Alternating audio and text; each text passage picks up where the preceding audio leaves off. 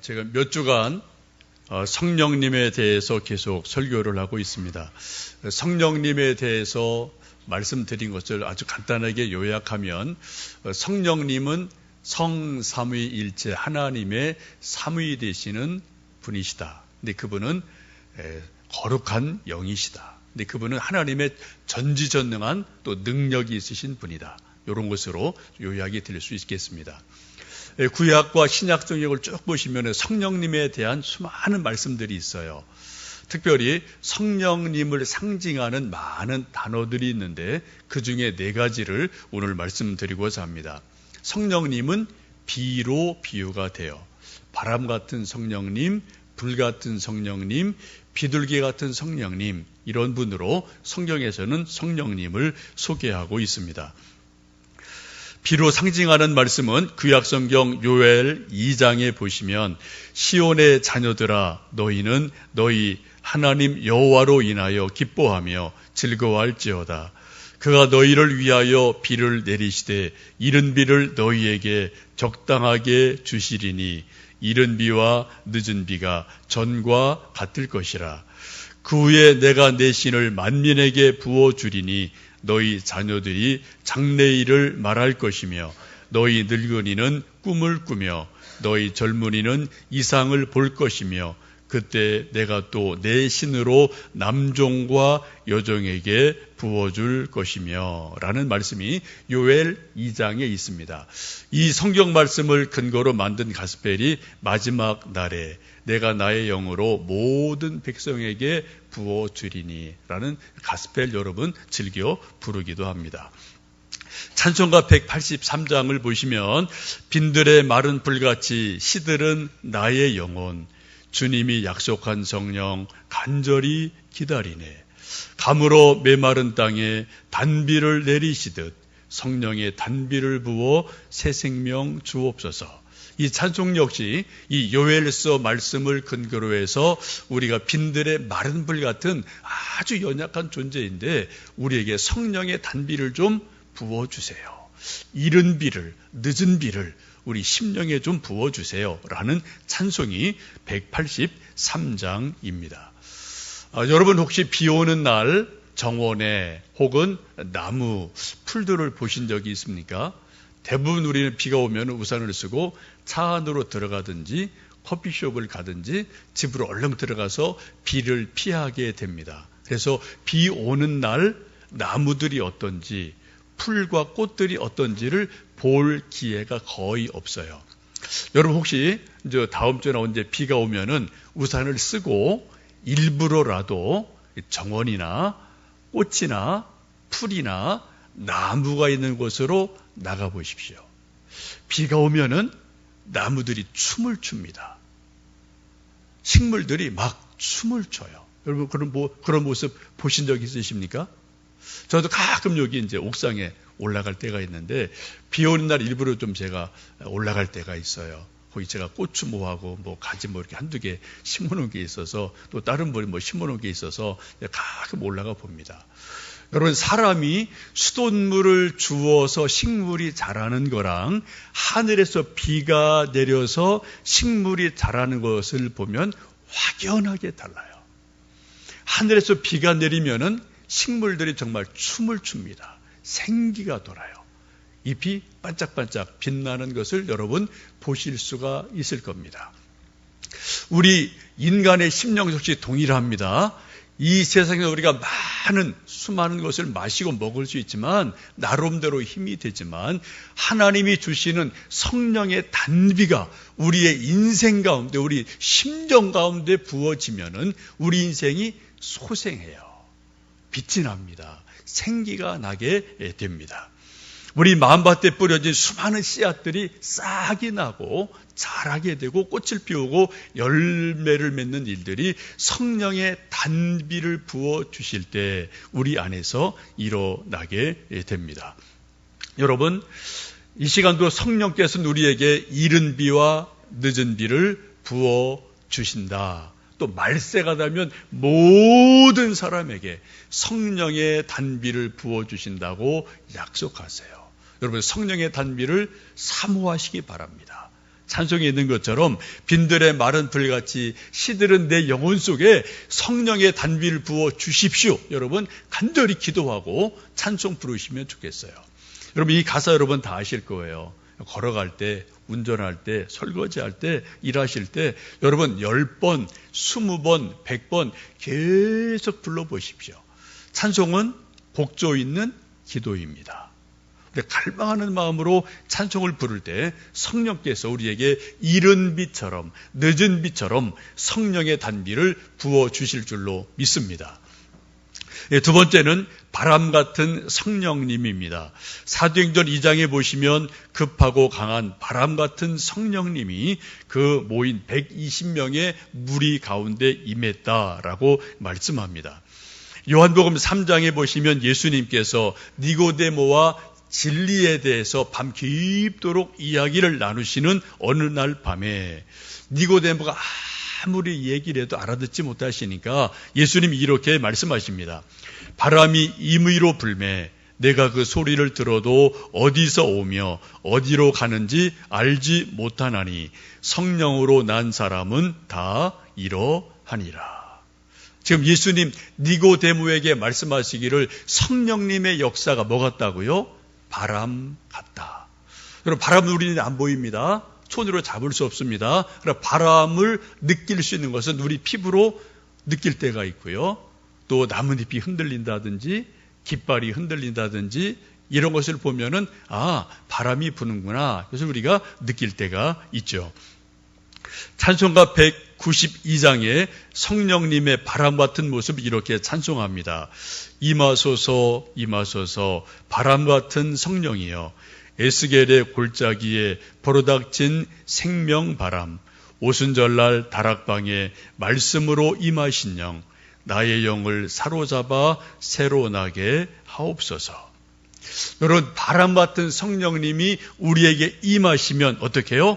우리가 생명이 일어난다. 에스겔 골짜기에 마른 뼈들 같은 그러한 뼈들 속에 하나님의 생기가 성령의 생기가 들어가니까 하나님의 군사가 되는 것을 에스겔에서는 말씀을 하고 있습니다.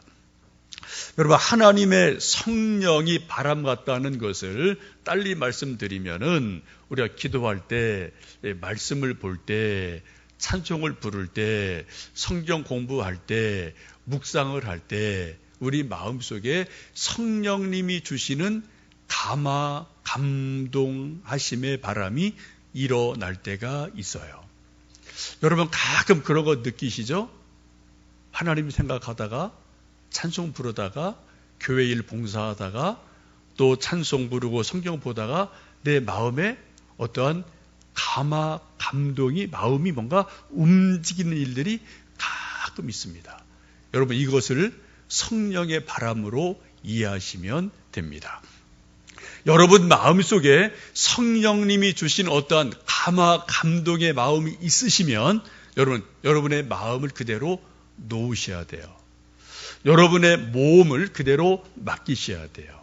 여러분의 생각과 의지를 그대로 성령의 감동하심을 따라서 맡기셔야 됩니다. 가끔 우리가 그런 마음이 들 때 있지 않습니까? 더 열심히 기도하고 싶다. 더 열심히 헌신하고 싶다. 또 열심히 이것저것 또 하나님 위해서 하고 싶다. 또 누구를 더 섬기고 싶다. 이런 마음이 감동이 일어날 때가 있는데 그때 우리가 그런 감동을 따라서 우리가 순종하고 몸으로 나가다 보면은 반드시 하나님의 역사하시는 역사가 있습니다. 열매가 반드시 있어요. 수많은 사람들은 이런 우리 마음의 감동이 일어날 때 어떻게 생각하나요? 정신을 번쩍 차리죠. 내가 이렇게 하면 안 되지. 계산을 해요. 내가 이렇게 하면 시간이 안 되지. 내가 이렇게 하면 손해가 되지. 내가 이거 먼저 해야지라는 어떤 그런 인간적인 계산들이 먼저 머릿속에서 핑글핑글 돌면은 성령의 감동하심의 역사가 그대로 소멸이 됩니다. 끝나버려요. 그러니까 더 이상 하나님의 역사하심 우리는 우리 마음속에서 인생 속에서 경험할 수가 없습니다. 여러분 우리 인생이 우리 믿음이 우리 성령의 충만함이 더 높이 하늘을 날고 싶고 두 날개처럼 날고 싶으시면은 여러분 성령께서 주시는 감동하시는 그 마음을 따라서 여러분 맡기시고 한번 성령님을 맡기시고 다른 데까지 가보세요. 반드시 하나님이 거기에서 일하시는 역사가 있게 될 겁니다. 우리 젊은이들이 좋아하는 스포츠로 패러글라이딩이라는 것이 있습니다. 잠깐 한번 우리 동영상을 좀 보겠습니다. 날개를 펴 날아올라 세상 위로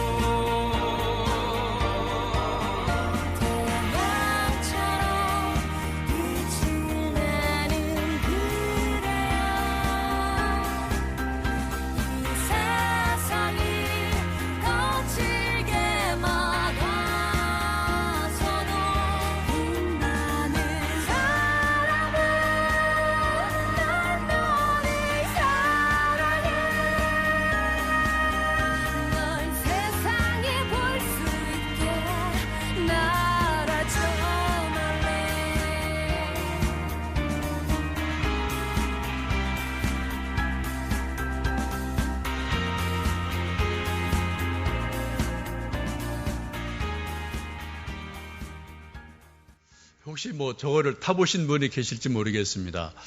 혹시 여러분 휴가 때 좀 관심 있는 분들은 우리나라도 여기저기 아주 많아요. 단양에도 있고 제 친구 목사님 단양에 목회하는데 좀 놀러 오라고 한번 타자고 그러는데 한번 이제 가보고 싶어요. 여러분 저거 안전합니다. 혼자는 처음에 못 타요. 거기 근데 처음에 탈 때는 거기 이제 조교 같은 분들이 같이 타주기 때문에 안전합니다. 한번 여러분 이번 휴가 때 한번 시도를 해보셔도 좋겠어요.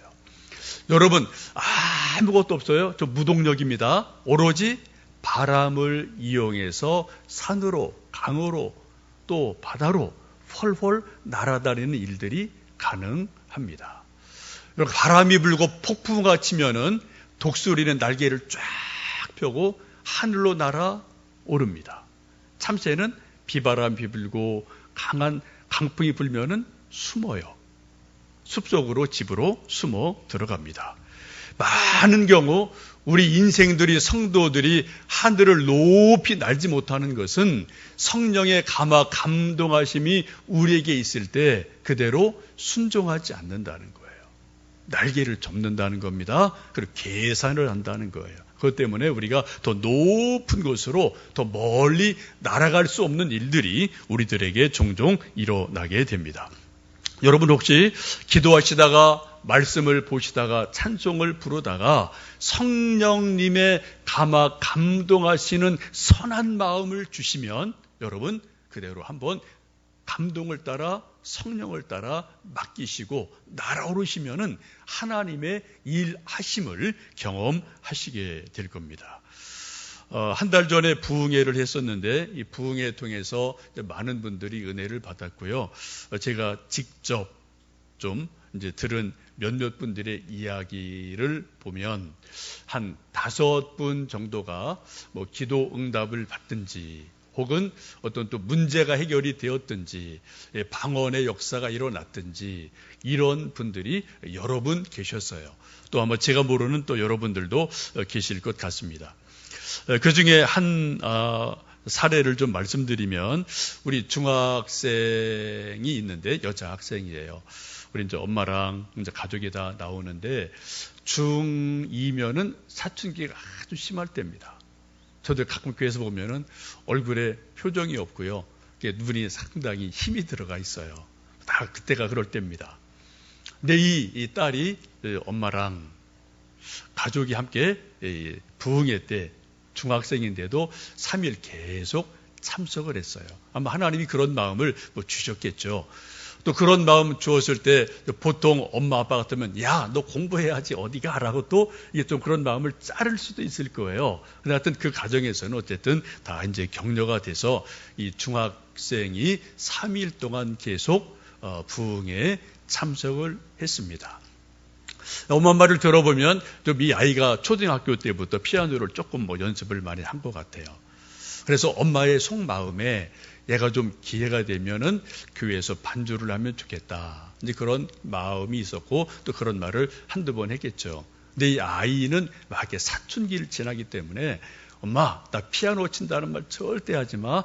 반주에 반자도 꺼내지 마. 라고 이제 다짐을 하고 그런 상황이었는데 부흥의 3일 참석하면서 이 아이의 마음속에 성령님이 역사하신 것 같아요. 갑자기 피아노를 보더니 반주하고 싶다는 마음이 생긴 거예요.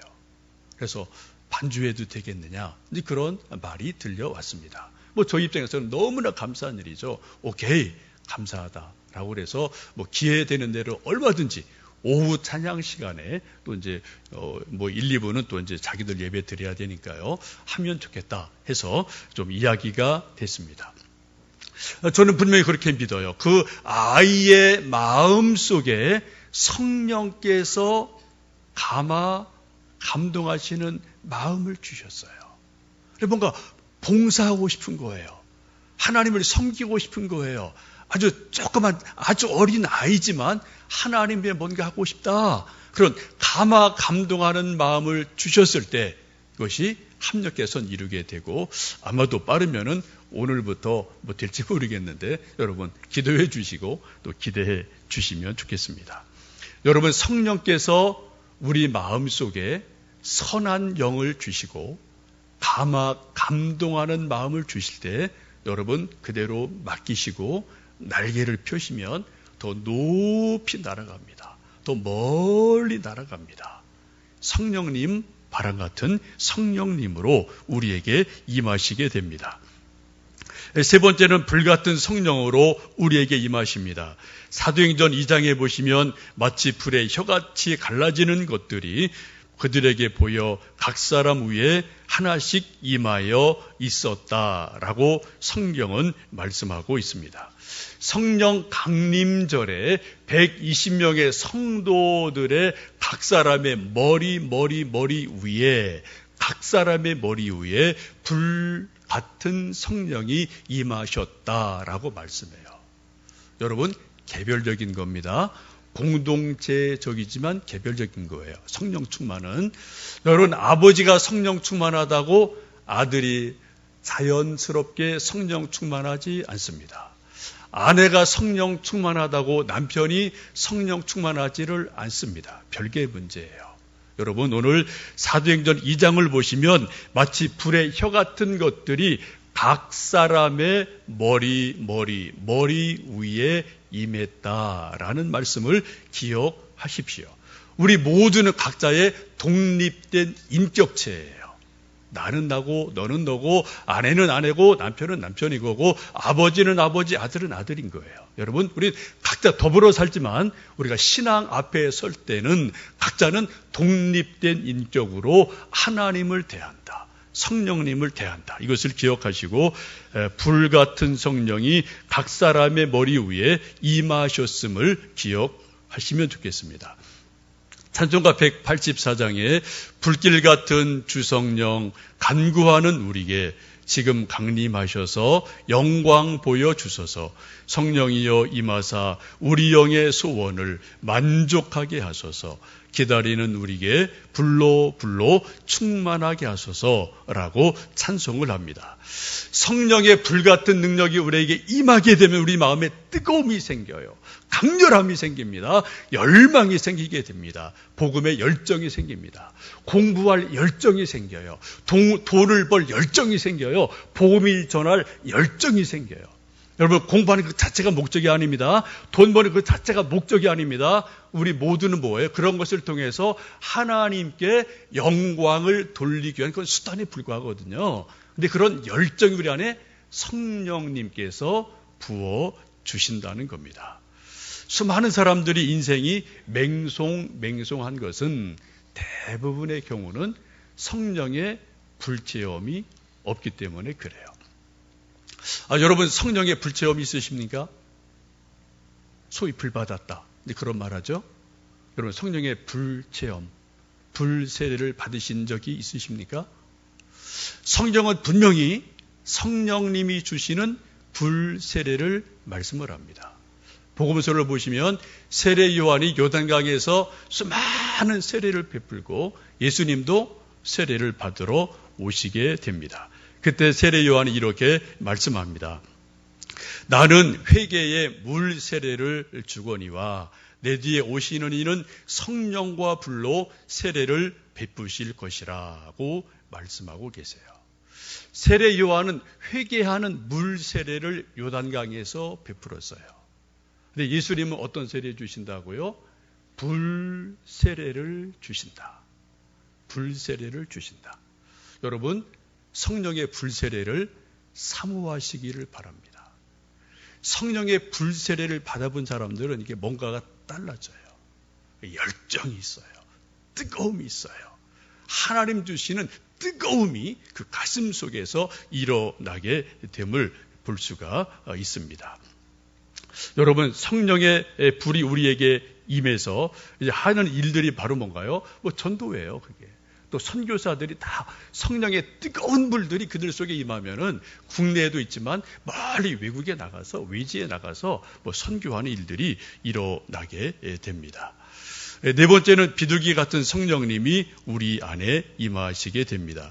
예수님 요단강에서 세례를 받을 때에 이렇게 말씀합니다. 마태복음 3장에 예수께서 세례를 받으시고 곧 물에서 올라오실새 하늘이 열리고 하나님의 성령이 비둘기같이 내려 자기 위에 임하심을 보시더니 라고 말씀합니다. 예수님 세례를 받으실 때 하늘이 열리고 하늘로부터 비둘기 같은 성령님이 예수님에게 임하게 됩니다. 우리는 찬송 187장에서 그 찬송을 하게 되는데 비둘기같이 온유한 은혜 성령 오셔서 거친 마음 어루만지사 위로와 평화 주소서라고 우리가 비둘기 같은 성령님에 대해서 찬송을 하게 되죠. 여러분, 비둘기 같은 성령님을 한마디로 말씀드리면은 온유한 성령님. 오늘 우리가 함께 읽었던 갈라디아 5장에 나와 있는 성령의 9가지 열매와 같은 성령님의 특성을 성경은 비둘기 같은 성령님으로 나타내고 있습니다. 성령님은 여러분 하나님의 거룩한 영입니다. 그 하나님의 거룩한 영이신 성령님의 인격적인 특성이 오늘 말씀에 있는 것처럼 9가지로 나오게 되죠. 사랑, 희락, 화평, 오래 참음, 자비, 양선, 온유, 충성, 절제 이런 것으로 하나님의 거룩한 성령의 역사가 비둘기처럼 또 성령의 9가지 열매로 우리에게 드러나게 됩니다. 여러분, 우리가 모두 다 예수님을 믿고 신앙생활을 하고 신앙의 성장, 성숙을 저도 원하고 여러분도 원하시는데 우리 신앙의 성장의 마지막 골이 어딜까요? 우리 신앙 성숙의 마지막 골이 어딜까요? 바로 그것이 성령의 9가지 열매라는 겁니다. 성령의 9가지 열매예요. 저희가 교회 비전 7가지를 이야기할 때 맨 처음 제가 말씀드리는 것이 예수님의 마음을 본받는 성도가 됩시다 라는 그러한 우리가 비전을 선포하는데 요 말이 그 말이에요. 여러분, 예수님의 마음이 뭡니까? 예수님의 마음은 거룩한 성령님과 동일한 거예요. 그게 바로 성령의 9가지 열매와 동일한 것을 여러분 꼭 기억하시기 바랍니다. 이 첫 번째 제가 그것을 놓으니까 분명해요. 저나 여러분이나 우리가 신앙생활을 하면서 이런저런 훈련을 받으면서 이런저런 봉사하는 것은 다 과정에 불과해요. 다 수단에 불과합니다. 가장 궁극적인 목적이 뭐라고요? 예수님의 마음을 본받는 겁니다.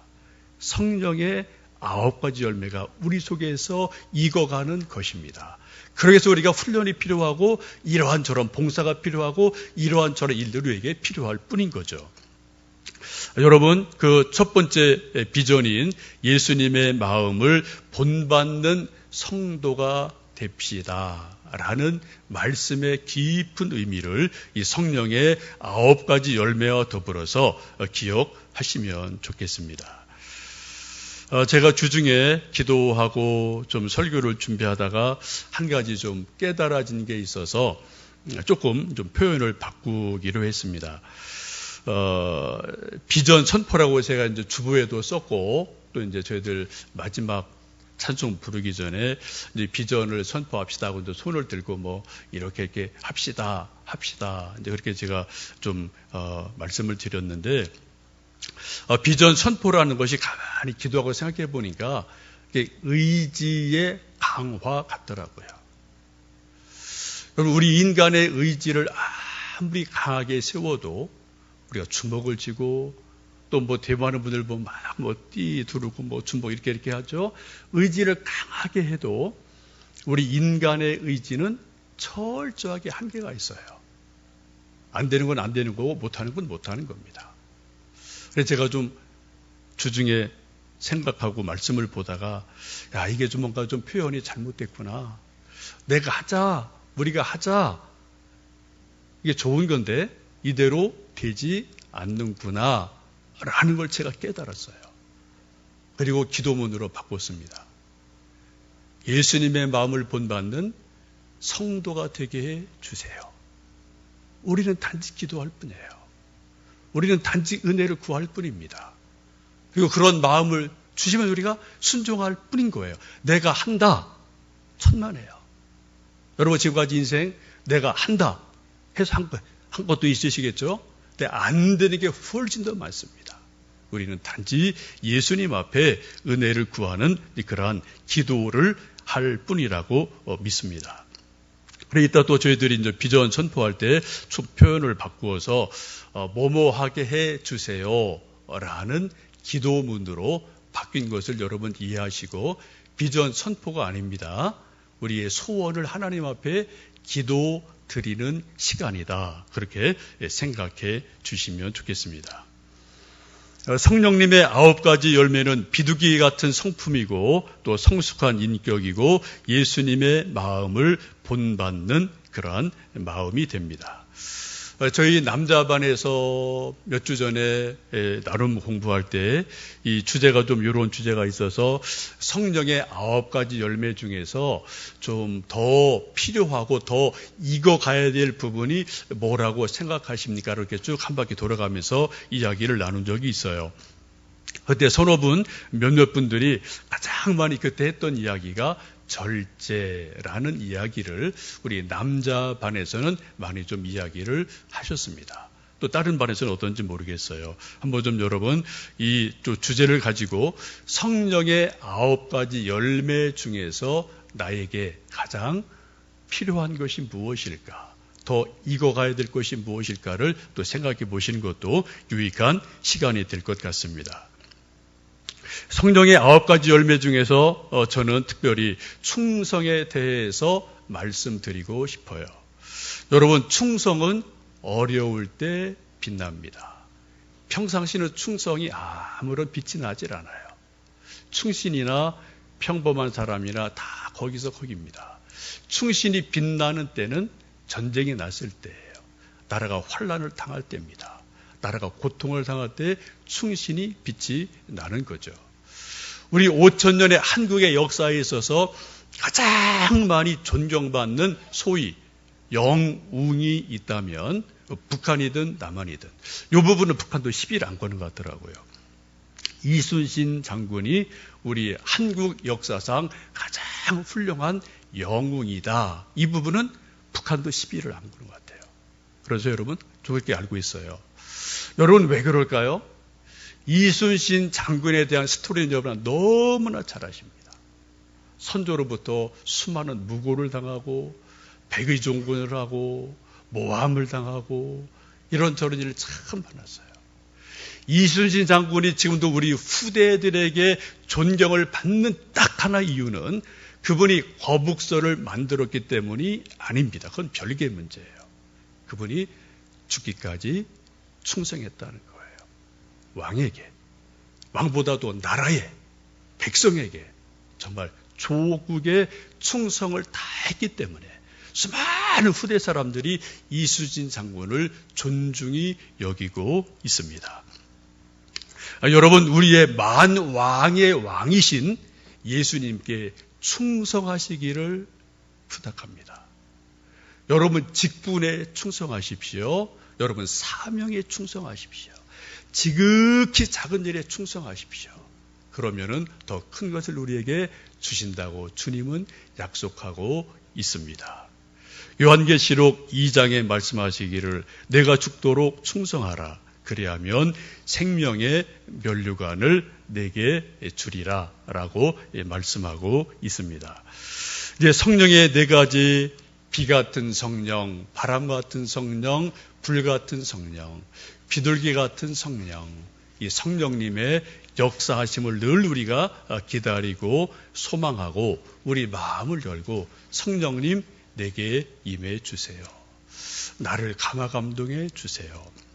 우리 좀 같은 그러한 사모하는 마음으로 찬송가 우리 187장 비둘기같이 온유한 은혜의 성령 이 찬송을 부르시고 우리 간절한 마음으로 성령 충만함을 기도하시겠습니다.